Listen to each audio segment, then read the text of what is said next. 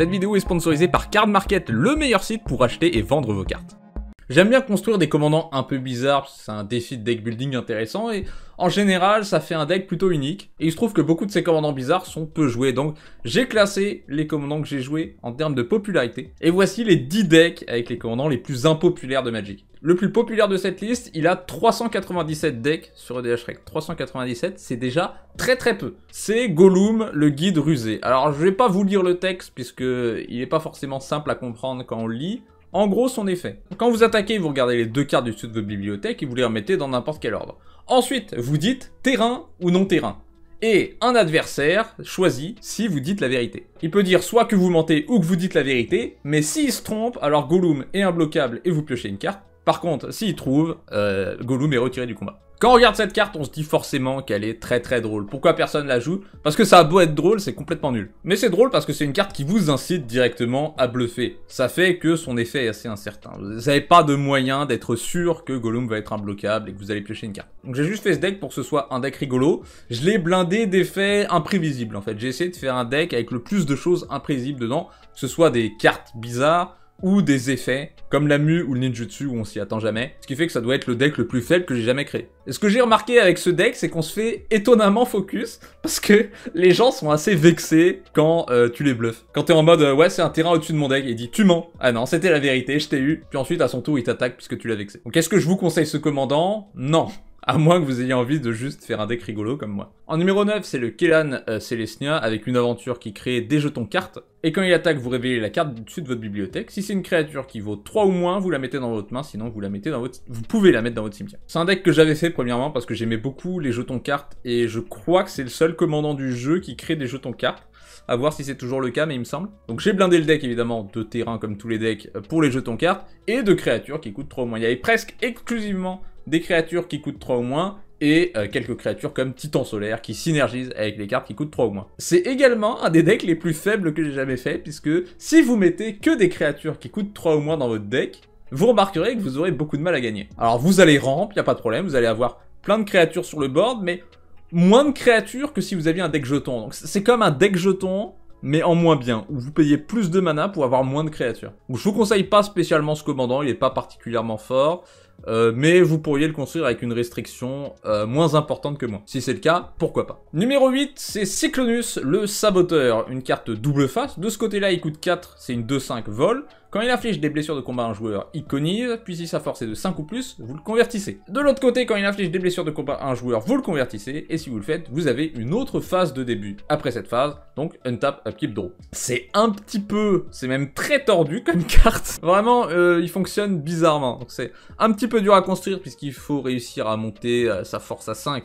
Donc ça c'est assez facile avec des équipements, des marqueurs +1/+1, etc. Et il faut en général lui donner double initiative parce que sinon il se transforme qu'un tour sur 2. Donc l'avantage de refaire une phase de début, c'est qu'on repasse par l'entretien. Et à l'époque où j'ai construit le deck, c'était la seule carte du jeu qui vous donnait une autre phase d'entretien. Depuis, on a eu OBK et je crois que c'est le 9e docteur qui vous fait 2 phases d'entretien. Mais quand Cyclonus est sorti, c'était le seul, donc j'avais juste blindé le deck d'effets qui se déclenchent à l'entretien. Et en même temps, il y avait la win condition Voltron, puisque il se trouve que si il a 5 de force sur ce côté, de l'autre côté, il est encore plus fort. Donc il peut tuer les joueurs assez rapidement.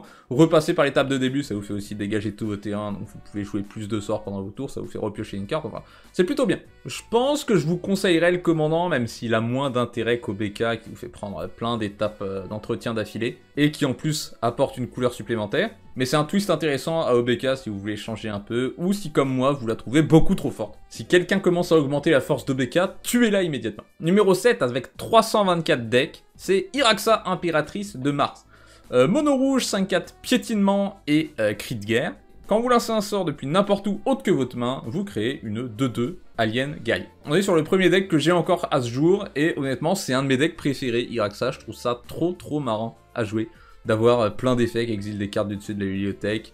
Les jouer, faire plein de 2-2, attaquer, ils auront +1/+0 avec le commandant. Je trouve que c'est un très bon commandant, en plus on peut faire un deck hyper budget avec ça, parce que c'est mono rouge et toutes les cartes qui exilent les cartes du dessus de la bibliothèque, ça coûte rarement quelque chose. En plus c'est du mono rouge qui peut faire pas mal de cartes d'avantage, ce qui est assez agréable. Et attaquer avec plein de 3-2, c'est létal. Donc ce commandant-là, je vous le conseille, il est cool. Numéro 6 avec 230 decks, donc là on tombe vraiment dans les abysses, c'est Urkil, maîtresse sorcière. Au début de votre étape de fin, si vous avez lancé un sort non créature ce tour-ci, révélez les 5 cartes du dessus de votre bibliothèque. Pour chaque type de carte parmi les sorts non créatures que vous avez lancé ce tour-ci, vous pouvez mettre dans votre main une carte de ce type parmi les cartes révélées. Mettez le reste au-dessous de votre bibliothèque dans un ordre aléatoire. Donc j'ai déjà fait une vidéo pour vous présenter ce deck quand je l'avais créé. C'est un deck que j'appelle Urkil 4 cartes, puisqu'il y a 3 types de cartes dans le deck, enfin 4 types de cartes dans le deck en comptant les terrains. Donc on a 25% de terrain, 25% de rituel, 25% d'artefacts, 25% d'enchantement. Ce qui fait que Urkil est la seule créature du deck, puisque même si vous lancez un sort de créature artefact, ça marche pas. Il faut que ce soit des sorts non créatures. Donc c'était littéralement la seule créature du deck. Ce qui fait que les win conditions étaient pas évidentes. Mais le deck était plutôt marrant à construire, et vu que le commandant fait énormément de cartes d'avantage, le but c'était de lancer un sort de chaque type à chaque tour. Ce qui fait qu'on piochait 3 cartes à l'étape de fin normalement. Donc on pouvait blinder le deck de petits artefacts à 1 mana, de petits enchantements à 1 mana, et c'est plutôt très rigolo à jouer. Je vous conseille ce commandant si vous aimez construire des decks avec des restrictions amusantes, parce que c'est vraiment très difficile à construire comme deck. Numéro 5 avec 194 decks, c'est Astrid Peth. On m'a dit que c'était Kylie Minogue sur l'illustration, je ne savais pas. Donc c'est une de 2 pour 2, très agréable, un commandant pour 2 mana. Quand elle aille sur jeu de bataille ou qu'elle attaque, vous créez un jeton de nourriture, et quand vous sacrifiez une nourriture ou un indice, elle explore. C'est une créature qui a l'air assez insignifiante, mais c'est plutôt rigolo, cette capacité de sacrifier une nourriture ou un indice. Ça fait que c'est un commandant qui peut grossir assez rapidement, puisque si ça se déclenche à chaque fois qu'on sacrifie une nourriture ou un indice, c'est pas forcément quand on active la capacité de la nourriture ou de l'indice. Donc on peut créer un tas d'indices, par exemple, tous les sacrifier avec le truc avec modularité là, le je sais plus quoi en travers.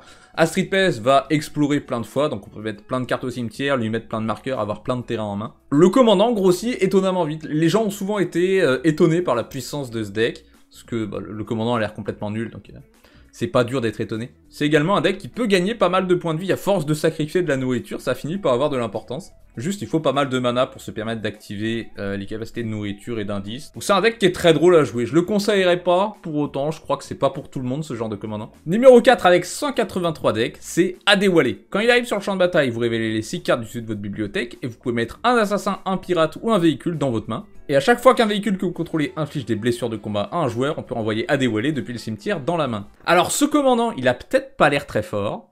Ah oui, il est pas très fort, j'avoue. Non, j'ai essayé de vous avoir, il est nul. Je pense que ça serait mieux si on piochait une carte quand il arrive. Parce que mettre un assassin, un pirate ou un véhicule dans la main, c'est rarement un avantage. Donc le but de mon deck, c'était un deck pirate, assassin, véhicule, bien sûr. L'avantage d'Adewale, c'est que c'est une 4-1, donc il pilote assez bien les véhicules. Et ensuite, une fois qu'il est arrivé en jeu, j'essaye de le sacrifier d'une manière ou d'une autre, pour pouvoir le remettre dans ma main et refaire son effet. Sauf que vu que son effet est pas très fort, si on base son deck sur le fait de refaire cet effet, ça fait un deck pas très fort. Donc c'est du boui-boitage rigolo quand même, hein, jouer à Adewale, piloter un véhicule, le sacrifier, le renvoyer dans la main, le rejouer. Et il faut que les véhicules passent, et il faut pouvoir piloter les véhicules.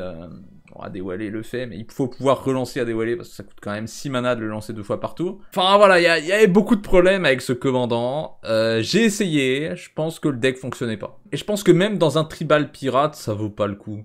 C'est juste un pirate qui te fait piocher un pirate de temps en temps. Si tu utilises pas la ligne sur les véhicules... Non, en fait, quelle que soit la manière dont on regarde cette carte, elle est pas bonne. Est-ce que je vous conseille ce commandant? Oui, parce que j'ai envie que vous souffriez comme j'ai souffert. Numéro 3, avec 133 decks, c'est Krill Baldocian. Je suppose que l'impopularité de ce commandant est liée au fait que Final Fantasy est assez récent, mais il est quand même dans la liste.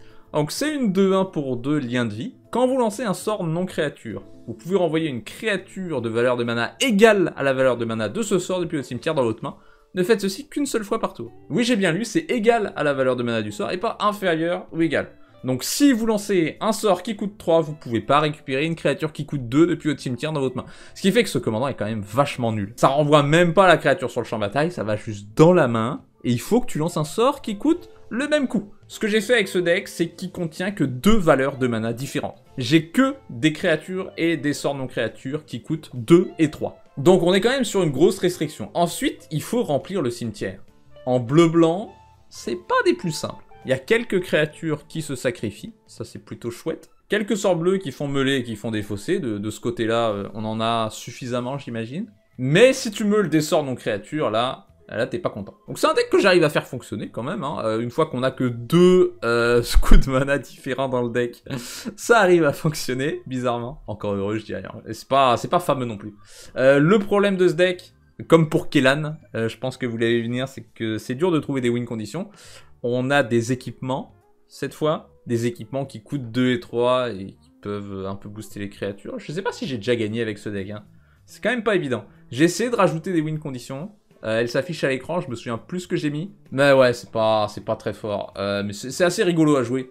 Voilà, jouer des sorts. Donc une fois par tour, on peut le faire, maximum. On peut lancer des sorts en éphémère pendant le tour des adversaires, récupérer des créatures en main.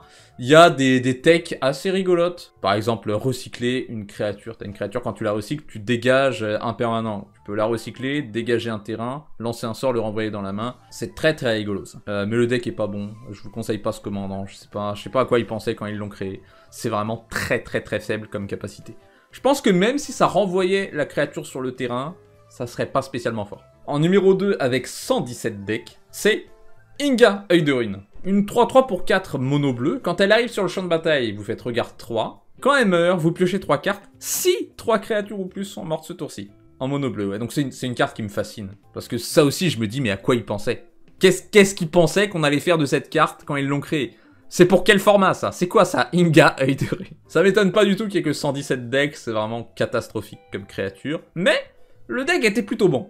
J'ai fait un deck mono bleu sacrifice, et il y avait pas mal de combos très rigolos et inhabituels. J'ai déjà fait une vidéo sur ce deck Inga, Œil de Rune, donc je vais pas répéter ce que j'ai dit. Le deck tournait pas spécialement autour du commandant, hein. C'est pas un deck qui veut son commandant en jeu, juste le commandant est là si on a besoin de pioche. On sacrifie des créatures, on joue Inga, on la sacrifie, on fait regard 3, pioche 3, c'est pas mal. Je vous conseille évidemment pas ce commandant, personne ne devrait avoir à jouer Inga, Œil de Rune. Mais alors qu'est-ce qui est pire que Inga, Œil de Rune? Quel est le commandant le moins joué parmi les decks que j'ai créés?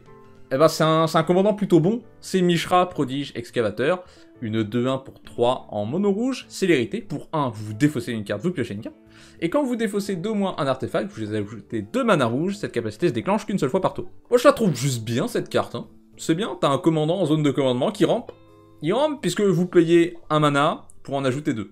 Donc il ajoute un mana en s'engageant. Et si on trouve un moyen de se défausser d'artefacts sans payer de mana, avec des cartes comme Mazzalanti, ou il y a d'autres créatures comme les Remaging Goblin, enfin il y a pas mal d'effets en rouge pour se défausser. C'est un deck défausse artefacts, et il se trouve que les artefacts, il y a pas mal de raisons de les vouloir au cimetière. En rouge, on peut très facilement les faire revenir du cimetière, c'est une des meilleures couleurs pour ça. Big up par exemple à Scrap Mastery, qui est exactement comme Living Death, mais avec les artefacts. Donc on a une synergie assez bien établie. L'avantage de Mishra, c'est qu'il peut se déclencher à chaque tour de chaque joueur.